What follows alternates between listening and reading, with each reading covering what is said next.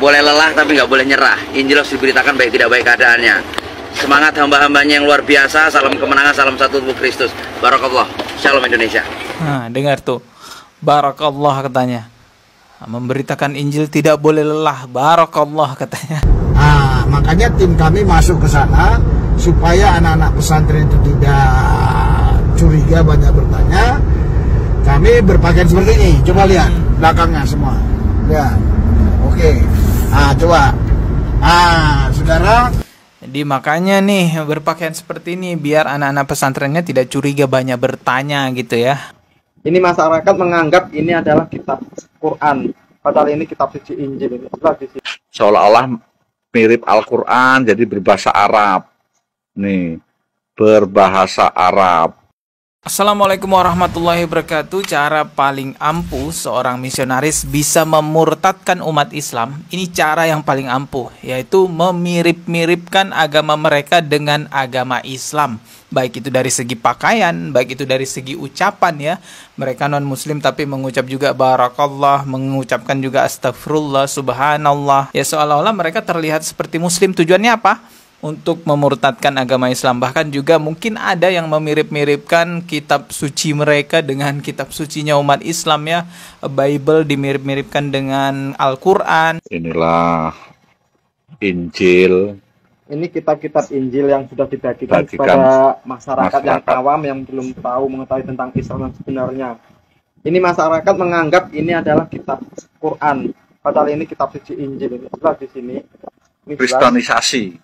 Ini kristenisasi misionaris dari orang timur ini, dari NTB orangnya. Bapak Martin yang sudah membagi-bagikan ini Al-Injil, seolah-olah mirip Al-Quran, jadi berbahasa Arab. Nih, berbahasa Arab. Nih, berbahasa Arab. Dan dia melakukan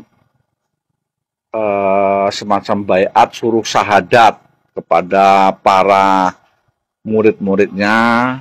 Syahadatnya syahadat penyesatan. Itulah cara-cara paling ampuh misionaris untuk memurtadkan umat Islam, yaitu dengan metode memirip-miripkan. Bahkan sampai kitab mereka, susunan desainnya, layoutnya dimiripkan dengan susunan desain Al-Quran. Sampai bahasanya pun juga dimiripkan dengan bahasa Al-Quran, yaitu ya bahasa Arab teman-teman. Kalau mau bahasa aslinya Injil itu sebenarnya Ibrani ya, tapi kita umat Islam meyakini bahwa Injil yang ada pada sekarang itu sudah tidak murni lagi seperti apa yang ada pada Nabi Isa dahulu. Intinya adalah ya mereka memirip-miripkan lah ya apa yang ada pada Al-Quran dengan apa yang ada pada kitab mereka. Makanya kita kaget banget tuh pas ada yang bilang, seorang ustadz lagi yang bilang, nih surah Yohanes mirip loh dengan surah Maryam. Waduh, kacau. Makanya semua bingung, jangan pun kamu bingung, saya juga bingung lihat kamu, betul nggak? Untungnya ada beberapa ustadz yang akhirnya juga berbicara bahwa surah Yohanes ayat sekian-sekian tidak mirip dengan surah Maryam ayat sekian-sekian. Salah satu yang berbicara itu Ustadz Mujiman. Saya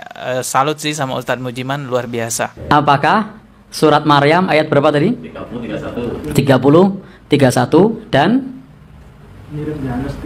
Yohanes pasal 3 ayat 16. Apakah mirip? Ya tidak mirip. Karena konsepnya berbeda. Konsep di dalam agama kita, Nabi Isa adalah hamba dan utusan Allah. Sementara konsep di dalam agama Nasrani itu adalah sebagai anak Allah. Jadi itu dua konsep yang berbeda. Itu video Ustadz Mujiman sebenarnya lebih panjang yang kalau video aslinya ya, tapi saya potong di sini karena untuk mempersingkat waktu. Insya Allah potongan video yang saya tampilkan itu tidak mengurangi makna asli dari video Ustadz Mujiman, yang pada intinya Ustadz Mujiman mengatakan bahwa surah Yohanes sekian-sekian tidak mirip dengan surah Maryam sekian-sekian. Silahkan tonton video fullnya di channel Jaga Tauhid ya. Di situ ada video fullnya. Oke, kita lanjut ya, membongkar syubhatnya misionaris dalam rangka memurtadkan umat Islam menggunakan metode yang paling ampuh, yaitu mirip-memiripkan. Kalau tadi kan Al-Quran dimiripkan dengan Bible ya. Sekarang nih ada video yang baru viral beberapa minggu yang lalu. Terlihat 3 orang yang berpenampilan seperti layaknya ustadz, bahkan berucap barakallah katanya ya. Ya benar-benar kayak ustadz, tapi sebenarnya sebenarnya pendeta yang diduga ya punya rencana memurtadkan umat Islam. Coba kita lihat nih, ini kejadiannya di Indragiri Hilir. Kita simak dulu videonya. Haleluya, salam satu tubuh Kristus. Inilah kami, hamba-hambanya, para senior dan penisepuh di pedalaman Indragiri Hilir. Ya, sekarang kami ada di IHS 2. Wih, kami sudah sampai setelah 1 jam lebih di speed. Bapak Pendeta Mulyono sing ganteng. Mulyantono. Oh, pamit. Bapak Pendeta Mulyantono sing ganteng, Bapak Pendeta Hia sing guanteng. Kami semua bertiga ini pakai peci loh, saudaraku. Keren. Nah, ini luar biasa ini. Ini kami sudah sampai. Ini lokasi kami. Akan ada KKR siang ini. Haleluya. Ini hamba-hamba yang sudah menanti kami. Wih, mantap. Kita sampai. Haleluya. Jadi boleh lelah tapi nggak boleh nyerah. Injil harus diberitakan baik tidak baik keadaannya. Semangat hamba-hambanya yang luar biasa. Salam kemenangan, salam satu tubuh Kristus. Barakallah. Shalom Indonesia. Nah, dengar tuh. Barakallah katanya. Memberitakan Injil tidak boleh lelah. Barakallah katanya. Allahu Akbar. Coba kita lihat. Semangat hamba-hambanya yang luar biasa. Salam kemenangan, salam satu tubuh Kristus. Barakallah. Shalom Indonesia. Haleluya. Naik kita naik. Ya benar-benar ya penampilannya kalau orang yang nggak tahu ngirain ini ustadz lah ya, atau ngirain ya paling tidak mengira umat Islam pada umumnya, padahal enggak, mereka ini pendeta teman-teman. Apalagi ditambah dengan ucapan barakallahnya itu ya.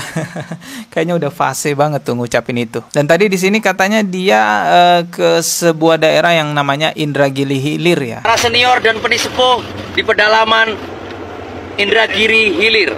Ya, sekarang kami ada di IHS 2. Di pedalaman Indragiri Hilir. Jangankan masuk ke pedalaman teman-teman, masuk ke tempat paling strategis umat Islam pun bisa mereka lakukan dengan cara memiripkan ini. Masuk ke pesantren loh, bisa. Ini luas ya? Iya. Ini tempat apanya ini? Ini buat ngaji santri. Oh, ngaji santri ya. Apa? Ini tempat ngaji santri ya. Assalamualaikum. Ya, oke. Coba kita lihat nih ya videonya, dengan terang-terangan pendeta ini mengatakan bahwa dia berhasil masuk ke pondok pesantren dengan metode ya berpenampilan seperti ustadz gitu ya. Kita simak nih videonya. Bapak Ibu Saudara-saudari dikasih Yesus, kami sekarang ada di tol Solo ke Semarang. Oh, ini Solo Semarang ya. Kalau yang tadi Indragiri Hilir itu di daerah Riau. Kalau ini di daerah Pulau Jawa, Solo Semarang gitu ya. Jadi ke Semarang nanti ganti mobil lagi. Kami berangkat hari apa itu kita berangkat ya? Santai-santai aja. Hari apa kita berangkat? Rabu. Hari Rabu. Kamis, hari Kamis, saudara. Kita berangkat hari Kamis. Dan kami waktu masuk ke pesantren yang di Karanganyar Solo itu, kecamatannya apa? Gendang Rejo ya, kecamatan. Kan masuk ke sebuah pondok pesantren yang kecamatannya apa tadi tuh ya, Gendang Rejo apa gimana tuh? Makanya tim kami masuk ke sana supaya anak-anak pesantren itu tidak curiga, banyak bertanya. Kami berpakaian seperti ini, coba lihat belakangnya semua. Ya, oke. Coba. Saudara. Jadi makanya nih berpakaian seperti ini biar anak-anak pesantrennya tidak curiga, banyak bertanya gitu ya. Wah, cerdik juga nih ya, licik ya. Cerdik seperti ular, tulus seperti merpati. Itu tuh apa tadi katanya? Cerdik seperti ular, tulus seperti merpati. Kayaknya itu sih memang slogan mereka atau ajaran mereka gitu ya. Pakaian seperti ini, coba lihat belakangnya semua. Nih dengerin ya. Oke. Coba. Saudara, cerdik seperti ular, tulus seperti merpati. Itu yang firman Tuhan katakan. Firman Tuhan katanya, berarti memang ajaran mereka begitu ya. Ketemu orang Yahudi seperti Yahudi, ketemu Yunani seperti Yunani. Gitu. Bukan sifatnya, tapi pendekatan-pendekatan yang tidak melanggar firman kita boleh pakai. Jadi itu memang ajaran mereka lah ya, memirip-miripkan begitu ya. Kalau ketemu sama ya orang Yahudi ya seperti Yahudi, ketemu dengan orang Yunani seperti Yunani gitu. Ya beda dengan agama Islam ya. Kalau kita tuh nggak bisa pura-pura begitu, karena kita diikat dengan aturan man tasyabbaha biqaumin fahuwa minhum. Barang siapa yang menyerupai suatu kaum, maka dia termasuk bagian dari mereka. Makanya kita nggak boleh menyerupai umat agama lain, nggak boleh menyerupai orang kafir. Tapi kalau di agama mereka ternyata ya boleh-boleh saja ya, bagian dari cara mereka untuk menyebarkan agama mereka. Maka dari itu ya waspadalah teman-teman ya, karena memang begitu cara-cara mereka. Dan oleh sebab itulah kita juga dengan keras mengkritik seorang ustadz yang mengatakan surah Yohanes itu mirip loh dengan surah Maryam itu yang ayat sekian-sekian. Itulah sebab kenapa kita tegas mengkritiknya, bukan membencinya, tidak sama sekali membencinya. Allah Maha tahu isi hati kita, yang nggak mungkin kita menyebarkan kebencian di YouTube ditonton puluhan ribu orang. Enggak, maksud kita itu nggak mau nanti hujah itu digunakan untuk memurtadkan orang lain. Mungkin maksudnya bukan niat memurtadkan ustadz itu ya, niatnya mungkin toleransi dan lain sebagainya, niatnya ini dan itu ya, intinya niatnya mungkin menurut dia untuk kebaikan,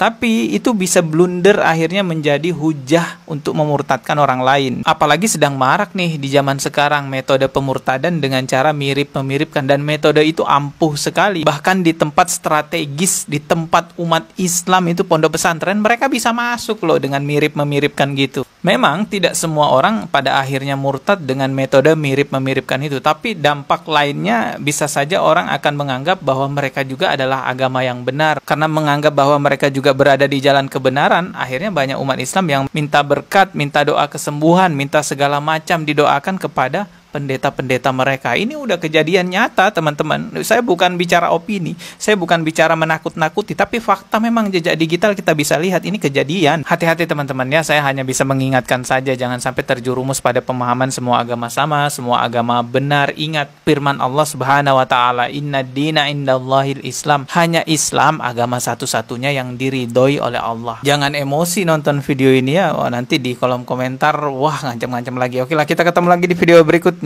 Subscribe dan juga loncengnya ditekan sebagai notifikasi. Wassalamualaikum warahmatullahi wabarakatuh.